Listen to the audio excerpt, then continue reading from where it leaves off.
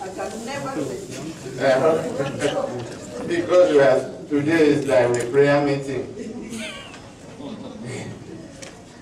Anyway, we are here. When things go tough, people still go with the Lord. Those who are determined go. And this morning we are going to continue to share from the Word of God. And I believe that God is going to speak to somebody. Anyone who is open, God is going to speak to you and you hear. Jesus said many times, he who has an ear, let him hear. Amen. Some people have ears, but they don't hear. Or because they choose not to hear, they have their own things. But he who has an ear, let him hear. When it speaks to the churches, let us hear when God speaks to us. Because he's speaking not to kill us, he's speaking to correct us, he's speaking so that we can become better by practicing what he tells us. So this morning we are going to read from the book of Luke, chapter 14. We are going to read about the parable there.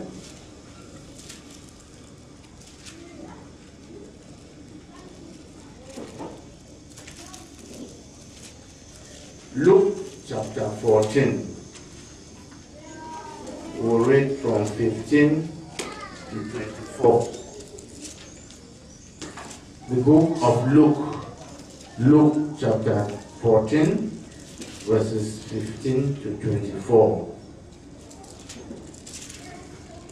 And I put my title, God's Invitation. God's Invitation.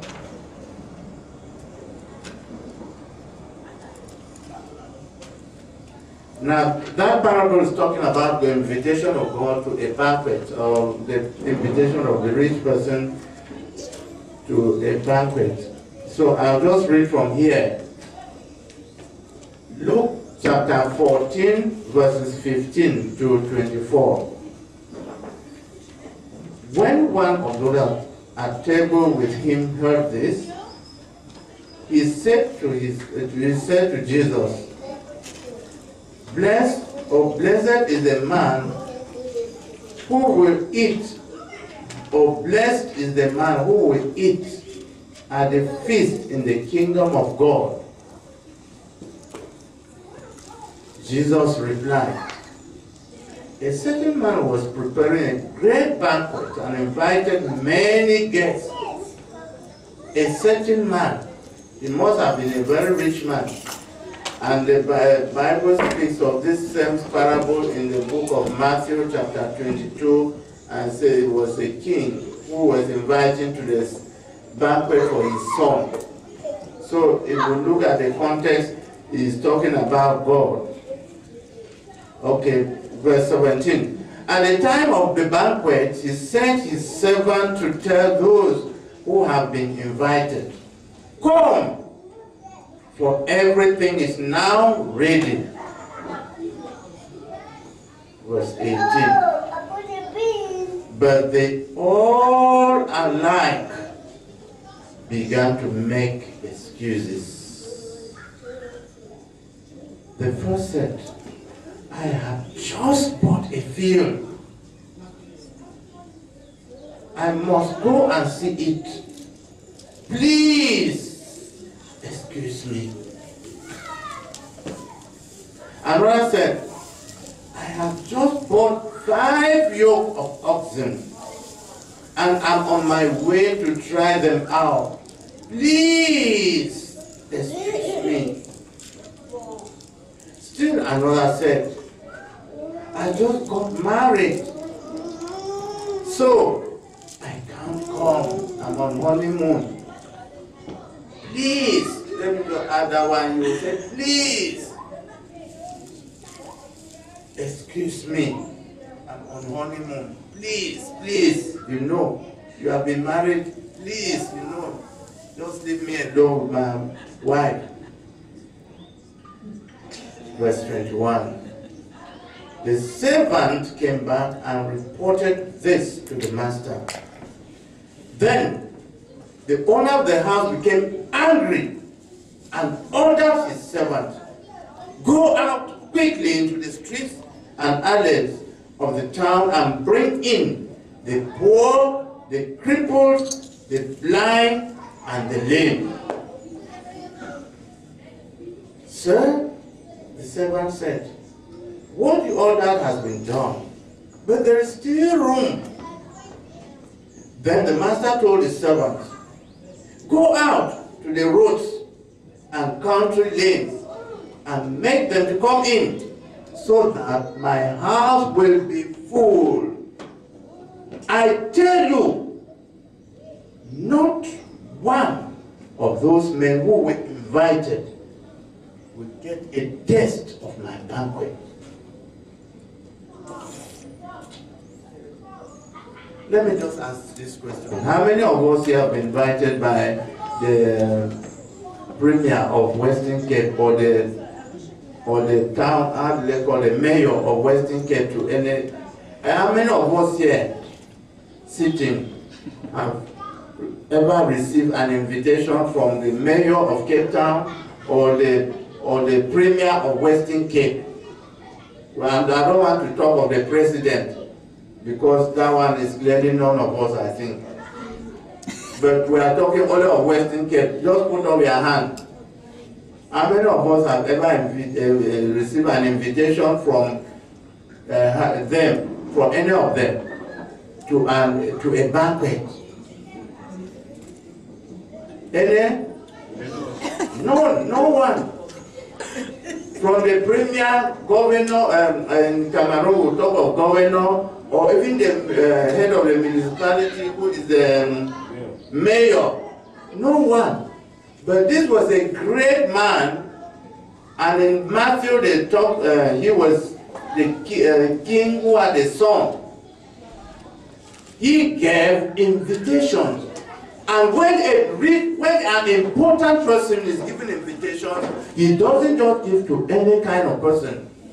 Does he? No. No. They give to people that are worthy. They will say that they are notable people or people of weight in the society. People, the nobles, people of importance, people who are deemed to be important. So just receiving an invitation is something to celebrate. If somebody has one, you may just put it on your sitting room. You put it at the wall so that everybody will see that you were invited by the governor or the president. Everybody will know how. Just looking at the invitation, they will know how important you are. Isn't it? That's right. If you put it, everybody who sees it will say, "This person, I didn't know that this is how important it was." These people were invited by the king for a banquet. But let's see what is happening. They took the invitation lightly. They did not value the importance of that invitation. They didn't know what it meant for the king or for the president to send you an invitation for a national day festival or a special festival where only few are selected. You have the invitation. When others are hungry, they can even pay money so that they will get one. They don't have an opportunity, but they send you an invitation and it doesn't bother you to attend. You stay, you don't give them, you don't even reply that I will not come. All preparations go on knowing that there will be 100 visitors, highly respected people, and you are among. On that day, they sent the servant, and that's when they said, no, please have me excused. One after the other, they gave excuses. If you are the organizer of that feast, that banquet, will you be happy? No. Will you be happy? No. Okay. So there was a parable though, but it had a hidden meaning, and we want to look at that meaning and what is happening here. What did Jesus want to say? Okay. Now we want to first look at the excuses. Excuses, one after the other. I have just, okay, verse 18. I have just bought a field and I must go to see it. After everything is ready, I have just bought a field. This was possibly a property agent, or he was dealing with property, buying and selling, buying plots, buying houses and selling. He was a rich person though, because before you get recognized, you must be a notable in the society. I have just bought a field. I am going to see it. Now, what does that tell you?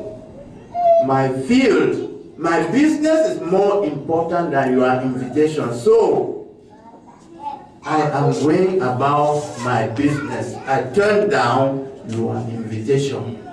I prefer, let me go about, leave me alone. I don't value what you value. I don't value your invitation. Now, God has given us the invitation. Amen. We all have been invited by the Most High God. He has called us to himself to serve in his kingdom. He has given us instructions. He has extended the invitation of joining in the work of the kingdom. What excuses do we have? What excuses do we give to